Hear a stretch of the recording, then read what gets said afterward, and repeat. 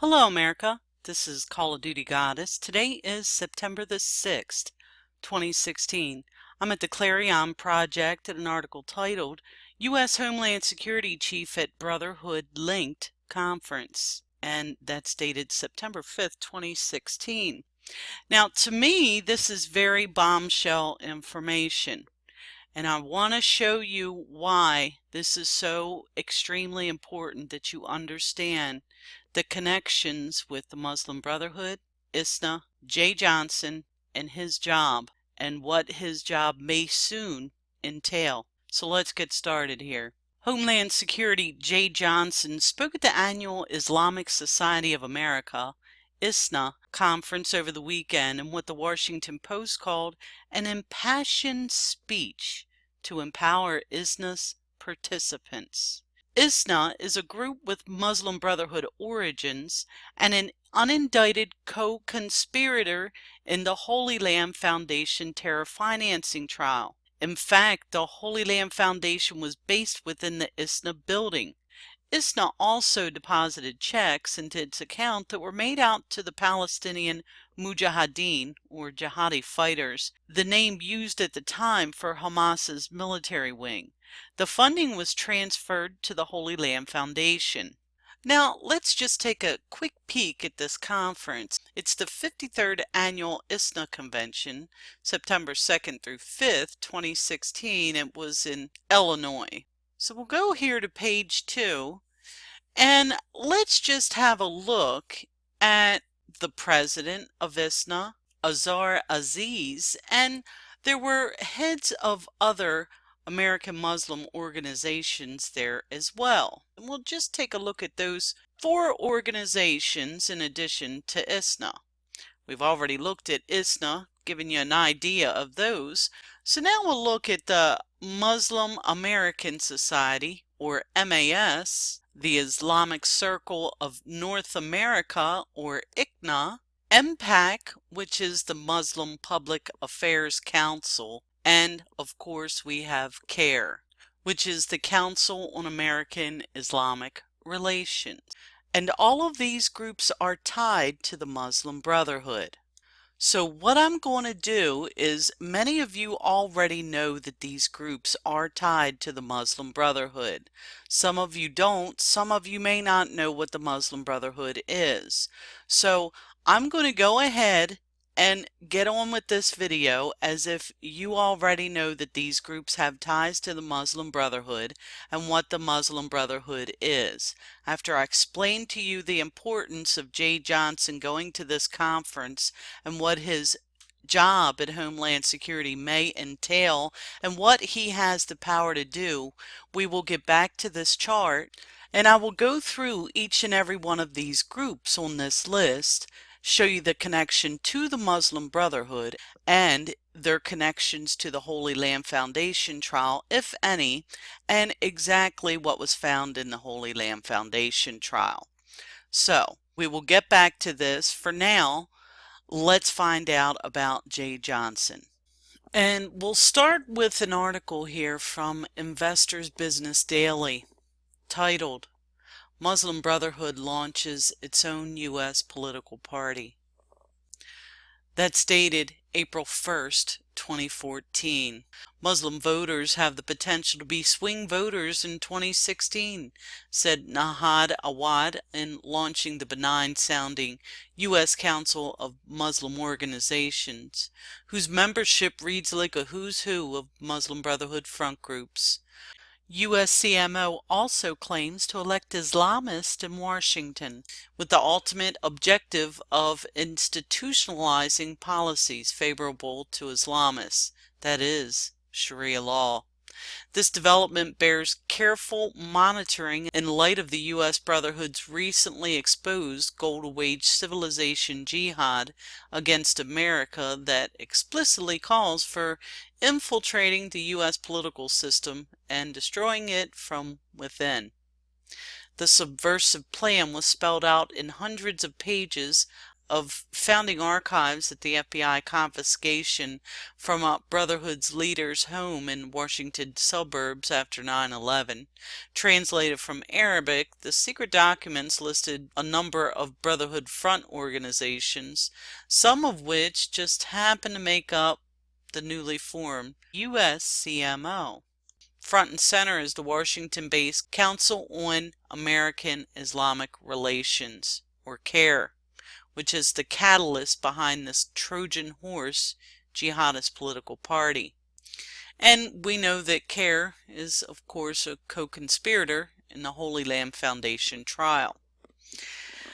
Now, think about the Refugee Resettlement Program. And then look at how he's bringing in more and more every day that he possibly can. And the reason for that was that he thought he could skate by with a loophole in the amnesty program that made it legal for immigrants to vote, or refugees as well.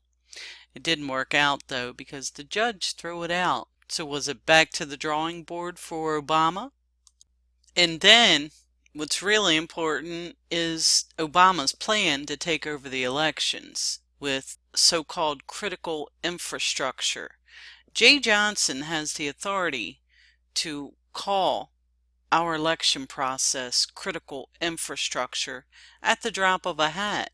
So let's have a peek at this and give you an idea of what Jay Johnson has the power of doing.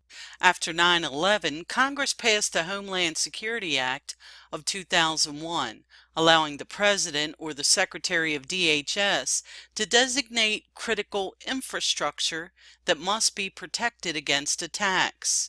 In 2013, President Obama issued a revised presidential directive on critical infrastructure security and resilience. If Jay Johnson designates our election system as critical infrastructure, then according to this directive, the Justice Department is given the authority to investigate, disrupt, prosecute, and otherwise reduce threats to that infrastructure. DHS will coordinate the overall federal effort to promote the security and resilience of the infrastructure.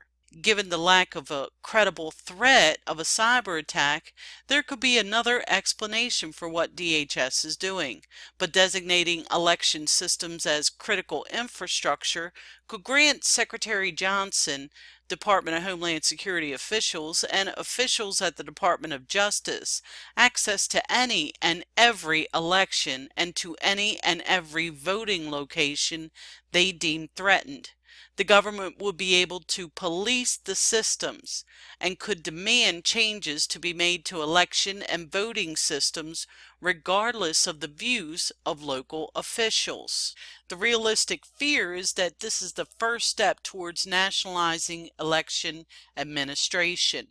Federal officials who have already shown they will not hesitate to use their power to tilt public policy in favor of their own personal political agenda could bring that same bias to decisions that would affect the very integrity of our election process.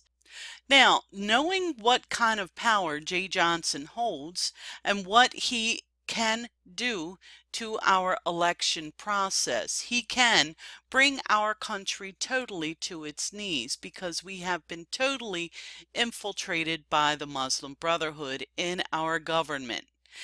That was not the only conference that he went to just this past weekend.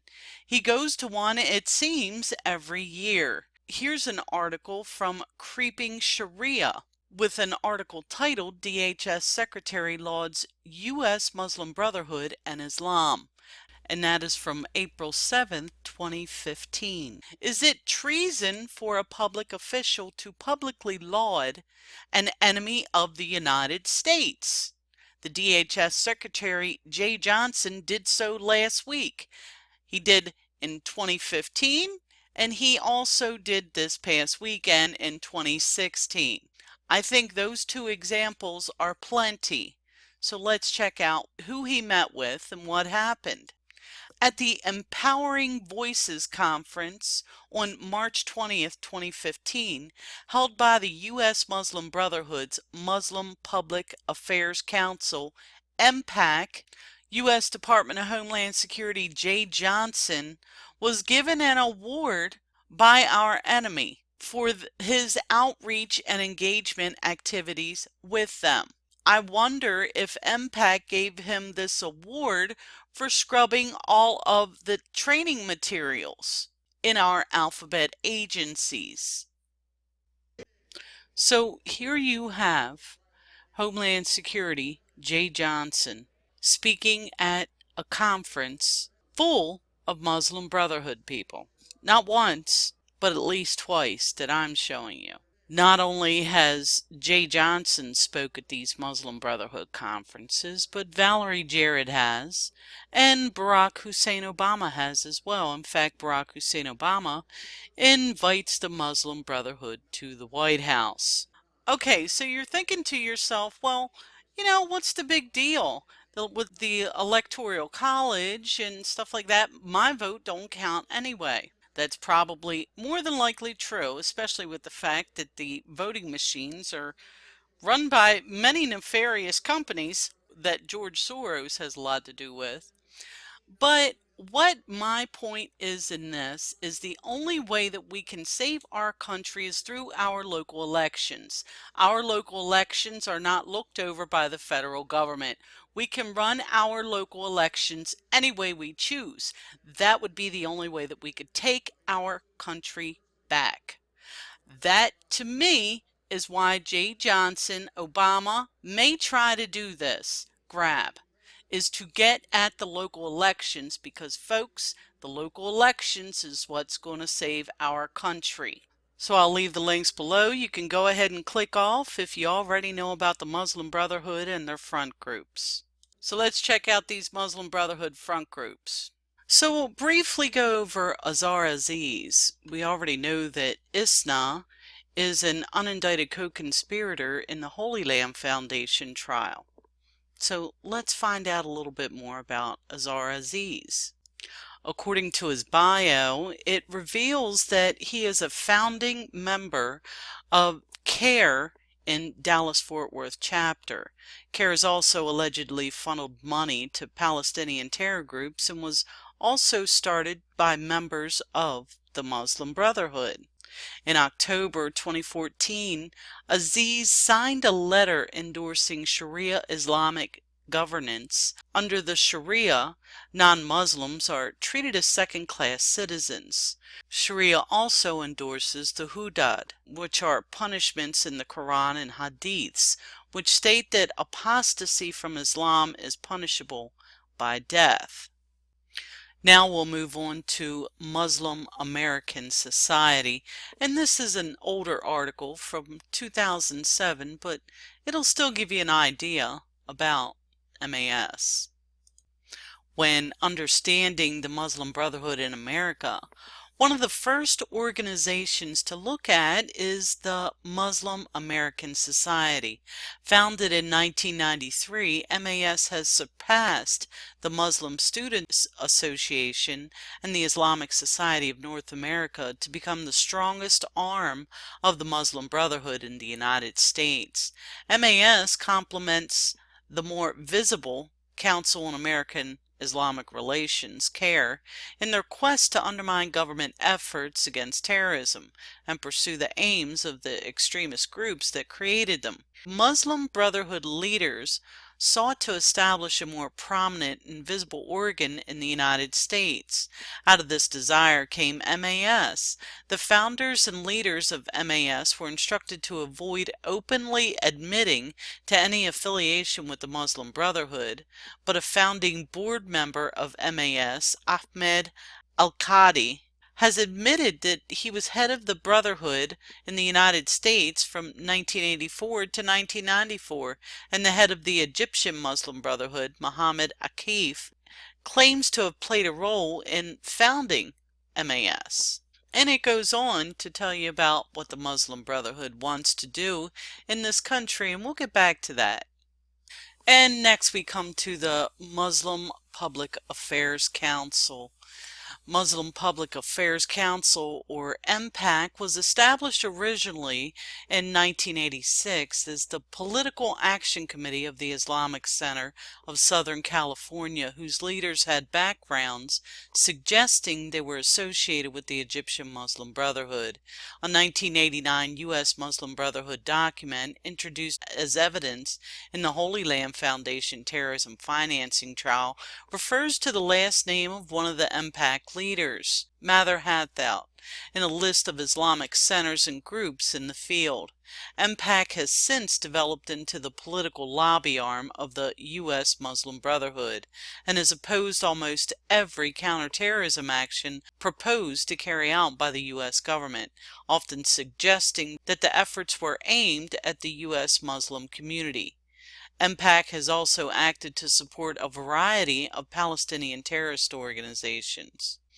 MPAC has also, nevertheless, developed a particularly extensive relationship with agencies in the U.S. government, including meetings with the DOJ and the FBI. I would also say the CIA and the DHS. We can also thank MPAC for having a hand in getting all of our terrorism training materials deleted from the FBI to the CIA to the DHS and mostly all of our alphabet soup agencies, so our agencies can't even say Sharia. Another one to thank for that as well would be CARE. CARE is also an unindicted co-conspirator in the Holy Land Foundation trial. Now we'll move on to ISNA, and we'll just talk about their handbook. Handbook shows ISNA's true goals, and this was from way back in 2010.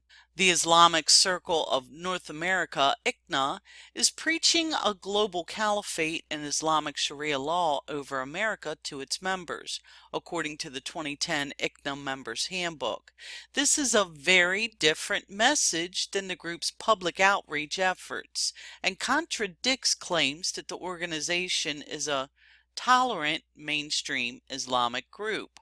As the handbook spells out, the organization's ultimate goal is the establishment of Islam as the sole basis of global society and governance. It also encourages members to deceive people in its proselytizing campaign to help fulfill this goal. This aim is one that ISNA has been actively pursuing, as the group has set its sights on America's constitutional separation of religion and state. Working on an Islamic movement culminates an Islamic superstate, the caliphate, the handbook says. Believers have an obligation to strive to reestablish a collective body of Muslims worldwide, organized into the superstate under the direction of a caliphate and Islamic law. The group wants the united Muslim Ummah, or community, in a united Islamic state, governed by an elected Khalifa, in accordance with the laws of Sharia. And it goes on to state, the group also realizes that achieving its aim is a slow process and involves several stages. In a section called Levels of Work by the Islamic Movement, ISNA lists 5 stages to attain a global caliphate. The group advocates spreading its view of Islam to Muslims and non-Muslims alike, starting with the individual and family, and then implementing the establishment of the religion in the society, state, and global level. When an organization that should be considered a terrorist organization is setting up a political party in America, that bothers me. And let me show you why. A 1991 internal Muslim Brotherhood memo titled An Explanatory Memorandum for the General Strategic Goal for the Group in North America tells us this memo was released as evidence for the terrorist financing trial of the Holy Land Foundation for Relief and Development in Dallas, Texas, under a bolded subheading that reads, Understanding the Role of the Muslim Brother in North America. The memo states, the process of settlement is a civilization jihadist process with all the word means. The Ikhwan, or Muslim brother, must understand that their work in America is a kind of grand jihad in eliminating and destroying the Western civilization from within and sabotaging its miserable house by their hands and the hands of the believers, so that it is eliminated and God's religion, Allah's religion, is made victorious over all other religions. Without this level of understanding, we are not up to this challenge and have not prepared ourselves for jihad yet. It is a Muslim's destiny to perform jihad and work wherever he is and wherever he lands until the final hour comes, and there is no escape from that destiny except for those who chose to slack. But would the slackers and the mujahideen be equal? There are many more. This is a very lengthy memorandum, and I'm sure many of you have heard of this. I really hope everyone has heard of this. Then you'll understand why I'm very frightened about this. Jay Johnson spoke last year at a conference. Valerie Jarrett has spoken at these Muslim Brotherhood conferences. Barack Obama has spoken at them. Heck, he's even invited a group of Muslim Brotherhood to the White House. So you can tell folks that we have been infiltrated if you're paying attention. And if you're paying attention, you can see what the plan is. So let's do a quick recap here and lay this plan out for you. We have Jay Johnson at not one, but two Muslim Brotherhood conferences. One this past weekend being ISNA, an unindicted co-conspirator of a Holy Land Foundation trial, and the other gala he went to last year being MPAC, which is the political arm who has managed to get all of our alphabet agencies' training materials scrubbed of anything that talks about Islam or Sharia. Valerie Jarrett, Barack Hussein Obama, all in with the Muslim Brotherhood. Blatantly obvious. Okay, now you have Jay Johnson and Barack Hussein. We know they're openly Muslim Brotherhood supporters. You have Obama bringing in a bunch of refugees and tried to make a loophole so that they could vote. It was ultimately thrown out in court.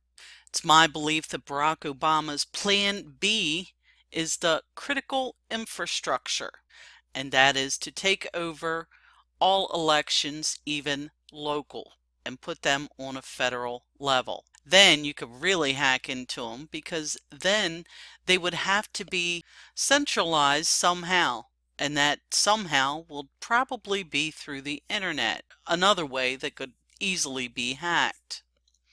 So what is the answer here? The answer is blatantly obvious, that we need to focus on our local elections. We need to volunteer. We need to get into our local school board. The school boards hold a lot more power than what you think, folks. Get out there. Run for local office. Volunteer. And I will leave all the links below. I think it's important, if you haven't seen this yet, to watch the video I did on the critical infrastructure. This is Call of Duty Goddess signing off, and as always, I've got your 6.